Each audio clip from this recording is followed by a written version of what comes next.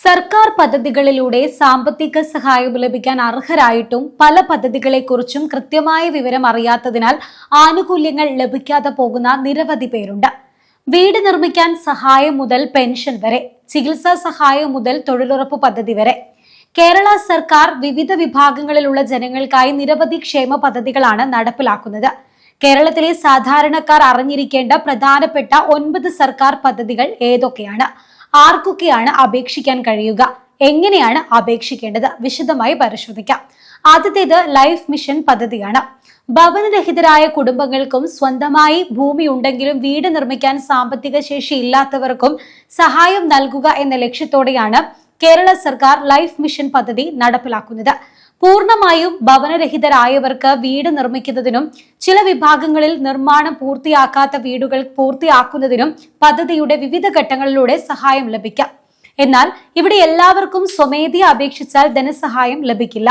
തദ്ദേശ സ്ഥാപനങ്ങൾ തയ്യാറാക്കുന്ന ഗുണഭോക്തൃ പട്ടിക, സർക്കാർ നിശ്ചയിക്കുന്ന മാനദണ്ഡങ്ങൾ, കുടുംബത്തിന്റെ സാമൂഹിക സാമ്പത്തിക സാഹചര്യം എന്നിവയെല്ലാം പരിഗണിച്ചാണ് അർഹത തീരുമാനിക്കുന്നത്. അതിനാൽ വീടില്ലാത്തവരോ വീട് നിർമ്മിക്കാൻ കഴിയാത്ത സാമ്പത്തിക സാഹചര്യമുള്ളവരോ ആണെങ്കിൽ നിങ്ങളുടെ പഞ്ചായത്തോ നഗരസഭയോ കോർപ്പറേഷനോ വഴി നിലവിലെ അപേക്ഷാ നടപടികൾ പരിശോധിക്കാവുന്നതാണ്. അടുത്ത പ്രധാനപ്പെട്ട പദ്ധതി സാമൂഹിക സുരക്ഷാ പെൻഷനാണ്.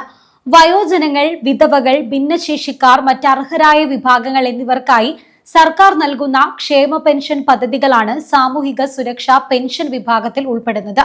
പെൻഷൻ ലഭിക്കുന്നതിനായി ഓരോ വിഭാഗത്തിനും വ്യത്യസ്ത യോഗ്യതാ മാനദണ്ഡങ്ങളുണ്ട്.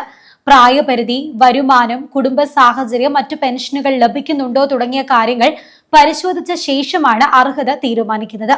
അതിനാൽ നിങ്ങൾക്ക് അർഹതയുണ്ടോ എന്നറിയാൻ നിങ്ങളുടെ തദ്ദേശ സ്വയംഭരണ സ്ഥാപനവുമായി ബന്ധപ്പെടുകയും നിലവിലെ അപേക്ഷാ നടപടികൾ പരിശോധിക്കുകയും ചെയ്യാവുന്നതാണ്. ഇനി ആരോഗ്യ മേഖലയിലെ പ്രധാനപ്പെട്ട പദ്ധതിയിലേക്ക് വരാം. കാരുണ്യ ആരോഗ്യ സുരക്ഷാ പദ്ധതിയെക്കുറിച്ച് പറയാം. അർഹരായ സാമ്പത്തികമായി പിന്നോക്കം നിൽക്കുന്ന കുടുംബങ്ങൾക്ക് വലിയ ചികിത്സാ ചിലവുകൾ സാമ്പത്തിക സംരക്ഷണം നൽകുക എന്നതാണ് പദ്ധതിയുടെ പ്രധാന ലക്ഷ്യം. പദ്ധതിയുടെ കീഴിൽ ഉൾപ്പെടുന്ന കുടുംബങ്ങൾക്ക് എംപാനൽഡ് ആശുപത്രികളിൽ വിവിധ ചികിത്സകൾക്ക് ക്യാഷ്ലെസ് ആരോഗ്യ പരിരക്ഷ ലഭിക്കാനുള്ള അവസരമുണ്ട്. എന്നാൽ എല്ലാ APL, BPL കുടുംബങ്ങൾക്കും സ്വമേധയാ ആനുകൂല്യം ലഭിക്കുമെന്ന് പറയാനാകില്ല. നിശ്ചിത അർഹതാ പട്ടികയിൽ ഉൾപ്പെടുന്ന കുടുംബങ്ങൾക്കാണ് പദ്ധതിയുടെ ആനുകൂല്യം ലഭിക്കുക. നിങ്ങൾക്ക് പദ്ധതി ആനുകൂല്യത്തിന് അർഹതയുണ്ടോ എന്ന് പരിശോധിക്കാൻ ഔദ്യോഗിക കാരുണ്യ ആരോഗ്യ സുരക്ഷാ പദ്ധതിയുടെ പോർട്ടൽ സംവിധാനത്തിലൂടെയോ ബന്ധപ്പെട്ട ആശുപത്രിയിലെ സഹായ കേന്ദ്രത്തിലൂടെയോ വിവരങ്ങൾ തേടാവുന്നതാണ്. അടുത്തത് കുട്ടികൾക്കായുള്ള സ്നേഹപൂർവം പദ്ധതിയാണ്. അച്ഛനെയോ അമ്മയെയോ അല്ലെങ്കിൽ ഇരുവരെയും നഷ്ടപ്പെട്ട കുട്ടികൾക്കും ചില പ്രത്യേക സാഹചര്യങ്ങളിൽ കുടുംബ സംരക്ഷണം നഷ്ടപ്പെട്ട കുട്ടികൾക്കും വിദ്യാഭ്യാസം, ജീവിത ചെലവുകളും മുന്നോട്ട് കൊണ്ടുപോകാൻ സഹായം നൽകുക എന്നതാണ് പദ്ധതിയുടെ പ്രധാന ലക്ഷ്യം. അർഹരായ കുട്ടികൾക്ക് പ്രായവും വിദ്യാഭ്യാസ നിലവാരവും അനുസരിച്ച് നിശ്ചിത ധനസഹായം ലഭിക്കും. പദ്ധതിയുടെ അപേക്ഷാ നടപടികൾ സാധാരണയായി കുട്ടി പഠിക്കുന്ന വിദ്യാഭ്യാസ സ്ഥാപനവും ബന്ധപ്പെട്ട തദ്ദേശ സ്വയംഭരണ സ്ഥാപനങ്ങളും വഴിയാണ് നടക്കുന്നത്. അതുകൊണ്ട് അർഹരായ കുട്ടികളുടെ രക്ഷിതാക്കളോ സംരക്ഷകരോ സ്കൂൾ അധികൃതരുമായി ബന്ധപ്പെടുകയും നിലവിലെ അപേക്ഷാ തീയതിയും നടപടിയും പരിശോധിക്കുകയും ചെയ്യുന്നത് പ്രധാനമാണ്. അടുത്തത് കേരളത്തിലെ കർഷകർക്ക് സഹായം നൽകുന്ന പ്രധാന പദ്ധതികളിൽ ഒന്നാണ് കർഷക ക്ഷേമ പെൻഷൻ. കർഷക ക്ഷേമനിധിയിൽ അംഗങ്ങളായ അർഹരായ കർഷകർക്ക് നിശ്ചിത പ്രായം പൂർത്തിയാക്കിയ ശേഷം പെൻഷൻ ലഭിക്കുന്ന സംവിധാനമാണിത്. ഇത് സാധാരണയായി എല്ലാവർക്കും ലഭിക്കുന്ന ഒരു പൊതു പെൻഷൻ അല്ല. കർഷക ക്ഷേമനിധിയിലെ അംഗത്വം, പ്രായം, മറ്റ് യോഗ്യതാ മാനദണ്ഡങ്ങൾ തുടങ്ങിയവ അനുസരിച്ചാണ് ആനുകൂല്യങ്ങൾ ലഭിക്കുക. ഗ്രാമപ്രദേശങ്ങളിലെ തൊഴിലുറപ്പ് പദ്ധതിക്ക് സമാനമായി നഗരപ്രദേശങ്ങളിലെ തൊഴിലില്ലാത്ത കുടുംബങ്ങൾക്ക് തൊഴിൽ അവസരം നൽകുക എന്ന ലക്ഷ്യത്തോടെ നടപ്പാക്കിയ പദ്ധതിയാണ് അയ്യങ്കാളി നഗര തൊഴിലുറപ്പ് പദ്ധതി. നഗരസഭകളിലും കോർപ്പറേഷനുകളിലും താമസിക്കുന്ന അർഹരായ കുടുംബങ്ങൾക്ക് പദ്ധതിയിലൂടെ തൊഴിൽ ലഭിക്കുന്നതിനും അതുവഴി വേതനം നേടുന്നതിനും അവസരമുണ്ട്. ഇത് നേരിട്ട് എല്ലാവർക്കും പണം നൽകുന്ന ഒരു ധനസഹായ പദ്ധതി എന്നതിലുപരി തൊഴിലിലൂടെ വരുമാനം ഉറപ്പാക്കുന്ന പദ്ധതി കൂടിയാണ്. നിങ്ങളുടെ നഗരസഭയിലോ കോർപ്പറേഷനിലോ പദ്ധതി പ്രകാരം തൊഴിൽ രജിസ്ട്രേഷൻ എങ്ങനെ നടത്താമെന്ന് അന്വേഷിക്കാവുന്നതാണ്. അടുത്തത് നിരാമയ ആരോഗ്യ ഇൻഷുറൻസ് പദ്ധതിയാണ്. ഭിന്നശേഷിക്കാർക്ക് ആരോഗ്യ പരിരക്ഷ ഉറപ്പാക്കുന്നതിനായി കേന്ദ്ര സർക്കാരിന്റെ സഹായത്തോടെ നടപ്പിലാക്കുന്ന പദ്ധതിയാണ് നിരാമയ ആരോഗ്യ ഇൻഷുറൻസ് പദ്ധതി. ഓട്ടിസം, സെറിബ്രൽ പൾസി, ബുദ്ധിപരമായ വൈകല്യം, മൾട്ടിപ്പിൾ ഡിസബിലിറ്റി തുടങ്ങിയ വിഭാഗത്തിൽപ്പെടുന്ന അർഹരായ വ്യക്തികൾക്ക് പദ്ധതിയിലൂടെ ആനുകൂല്യം ലഭിക്കുന്നതാണ്. ചികിത്സ, ആശുപത്രി ചെലവ്, മറ്റു ചില ആരോഗ്യ സേവനങ്ങൾ തുടങ്ങിയവയ്ക്ക് ഇൻഷുറൻസ് പരിരക്ഷ ലഭിക്കുന്ന രീതിയിലാണ് പദ്ധതി.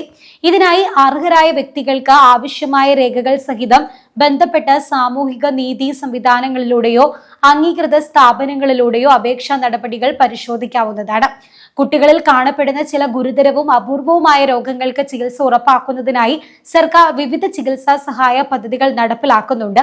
ഇത്തരം പദ്ധതികളിലൂടെ അർഹരായ കുട്ടികൾക്ക് സർക്കാർ ആശുപത്രികളിലൂടെയും അംഗീകൃത ചികിത്സാ സംവിധാനങ്ങളിലൂടെയും സൗജന്യമായോ സബ്സിഡിയോടെയോ ചികിത്സ ലഭ്യമാക്കാൻ കഴിയും. എന്നാൽ ഇവിടെ ഒരു പ്രത്യേക കാര്യം നിങ്ങൾ ശ്രദ്ധിക്കേണ്ടതുണ്ട്. അപൂർവ രോഗങ്ങൾക്കുള്ള ചികിത്സാ സഹായവും ആരോഗ്യ കിരണം പദ്ധതിയും ഒരേ പദ്ധതിയാണെന്ന് കരുതരുത്. ഓരോ പദ്ധതിക്കും വ്യത്യസ്ത രോഗങ്ങൾ, പ്രായപരിധി, കുടുംബത്തിന്റെ സാമ്പത്തിക സ്ഥിതി, ചികിത്സാ മാനദണ്ഡങ്ങൾ തുടങ്ങിയവ ഉണ്ടായേക്കാം. അതുകൊണ്ട് കുട്ടിയുടെ രോഗാവസ്ഥയ്ക്ക് അനുയോജ്യമായ സർക്കാർ ചികിത്സാ പദ്ധതി ഏതാണെന്ന് ഡോക്ടറോടോ ബന്ധപ്പെട്ട സർക്കാർ ആശുപത്രിയോടെ അന്വേഷിക്കുന്നതാണ് ഉചിതം. അവസാനമായി മുതിർന്ന പൗരന്മാർക്കായുള്ള വയോമിത്രം പദ്ധതിയാണ്. നഗരപ്രദേശങ്ങളിൽ താമസിക്കുന്ന മുതിർന്ന പൗരന്മാർക്ക് ആരോഗ്യ പരിചരണം അവരുടെ അടുത്തെത്തിക്കുക എന്ന ലക്ഷ്യത്തോടെയാണ് ഈ പദ്ധതി നടപ്പിലാക്കിയിട്ടുള്ളത്. മൊബൈൽ ക്ലിനിക്കുകൾ വഴി മെഡിക്കൽ പരിശോധന, സൗജന്യ മരുന്നുകൾ, ആരോഗ്യ പരിചരണം തുടങ്ങിയ സേവനങ്ങൾ അർഹരായ മുതിർന്നവർക്ക് ലഭ്യമാക്കുന്നു. പ്രത്യേകിച്ച് ആശുപത്രിയിൽ എത്താൻ ബുദ്ധിമുട്ടുള്ള വയോജനങ്ങൾക്ക് ഇത്തരം സേവനങ്ങൾ വലിയ സഹായകമാകാം. പദ്ധതി ലഭ്യമാകുന്ന പ്രദേശങ്ങളും സേവനങ്ങളും സംബന്ധിച്ച കൂടുതൽ വിവരങ്ങൾ ബന്ധപ്പെട്ട നഗരസഭയിലോ കോർപ്പറേഷനിലോ അന്വേഷിക്കാവുന്നതാണ്. ഇനി ഏറ്റവും പ്രധാനപ്പെട്ട കാര്യം, ഇവിടെ നമ്മൾ പറഞ്ഞത് കേരളത്തിൽ നടപ്പിലാക്കുന്ന 9 പ്രധാന ക്ഷേമനിധിയുടെ ഒരു പൊതുവായ പരിചയം മാത്രമാണ്. ഓരോ പദ്ധതിക്കും വ്യത്യസ്ത യോഗ്യതാ മാനദണ്ഡങ്ങളുണ്ട്. ചില പദ്ധതികൾ വരുമാനത്തെ അടിസ്ഥാനമാക്കിയുള്ളതായിരിക്കും, ചിലതിന് പ്രായപരിധി ഉണ്ടായിരിക്കും, ചില പദ്ധതികൾ പ്രത്യേക സാമൂഹിക വിഭാഗങ്ങൾക്കായി മാത്രമുള്ളതായിരിക്കും. അതുകൊണ്ട് സർക്കാർ പദ്ധതികളെ കുറിച്ച് കൃത്യമായ വിവരങ്ങൾ അറിയുകയും അർഹതയുണ്ടെങ്കിൽ സമയബന്ധിതമായി അപേക്ഷിക്കുകയും ചെയ്യുക. പുതിയൊരു ഇൻഫർമേറ്റീവ് വീഡിയോയുമായി വീണ്ടും കാണാം. നന്ദി.